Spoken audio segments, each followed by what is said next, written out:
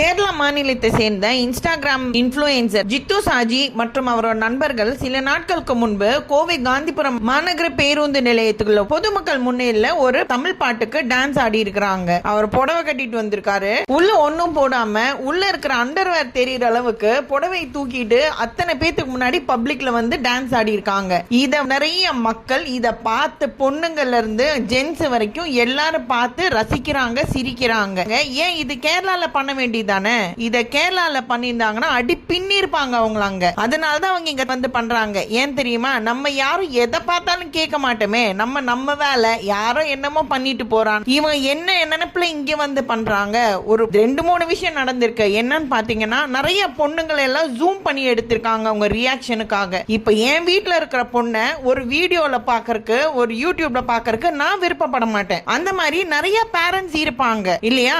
அப்படி இருக்கும்போது நிறைய பொண்ணுங்க, ஸ்கூல் பிள்ளைங்க எல்லாத்தையுமே வந்து அவங்க ஜூம் பண்ணி எடுத்திருக்காங்க. யாருக்கிட்ட பெர்மிஷன் கேட்டு எடுத்தாங்க? ஒண்ணு. ரெண்டாவது, இப்படி அண்டர்வேர் தெரியற அளவுக்கு புடவை தூக்கி அது கோயம்புத்தூர்ல வந்து ஆடுறாங்க. இங்க என்ன லேடிஸ் எல்லாரும் தூக்கி புடிச்சுட்டா நம்ம நடந்துட்டு இருக்கிறோம். இவ்வளவு அசிங்கமா பப்ளிக்ல வந்து ஆடுறதுக்கு இன்னைக்கு வந்து போலீஸ் இது வந்து கேஸ் எடுத்து அவங்களுக்கு சம்மன் அனுப்பி இருக்கு. காட்டூர் போலீஸ் ஸ்டேஷன்ல அவங்கள விசாரணை பண்ணிட்டு இருக்காங்க. இன்ஸ்டாகிராம்ல அவங்க போட்டிருக்க அந்த ரீல தூக்க சொல்லிருக்காங்க. ஏற்கனவே ஒரு பிரச்சனை கேரளால போய் பஸ்ல ஒருத்தர் மொலஸ் பண்ணினாருன்னு ஒரு ஃபேக்கா ஒரு வீடியோ போட்டு அவளோட சப்ஸ்கிரைபர் கூட்டுறதுக்காக அந்த பொண்ணு பண்ணி அந்த மனுஷன் தூக்கு போட்டு இறந்துட்டாரு. அந்த பொண்ணு ஜெயிலுக்கு போய் அவ இப்பதான் வெளியே வந்திருக்கா. இவங்களுக்கெல்லாம் அறிவு இருக்கா இல்லையா? இதே மாதிரி தான் இங்கேயும் பண்றாங்க. யாரை கேட்டு பொண்ணுங்களை வீடியோ எடுக்கிறாங்க? யார் பர்மிஷன் கேட்டு எடுக்கிறாங்க? அதே மாதிரி புடவையை தூக்கிட்டு இவ்வளவு அசிங்கமா ஆடுறாங்க. மூணாவது விஷயம், பப்ளிக் ஏன் நம்ம இதெல்லாம் கேட்க மாட்டேங்கிறோம்? நல்லபடியா ஆடுறாங்கன்னா எவ்வளவோ டான்ஸ் இருக்கு, அருமையா பண்ணலாம். எவ்வளவோ கிரியேட்டிவா நிறைய பேர் பண்றாங்க. அந்த மாதிரி பண்ணிட்டு போனா கூட தப்பு கிடையாது. அழகா புடவை கட்டிட்டு வந்தாங்களா, நல்லபடியா ஆடினாங்களா, மக்கள் ரசிச்சாங்களா, அது ஒரு நிமிஷம் ரசனையில போயிரும். ஆனா அது இத்தனை பப்ளிக் முன்னாடி ஆபாசமா பண்ணும்போது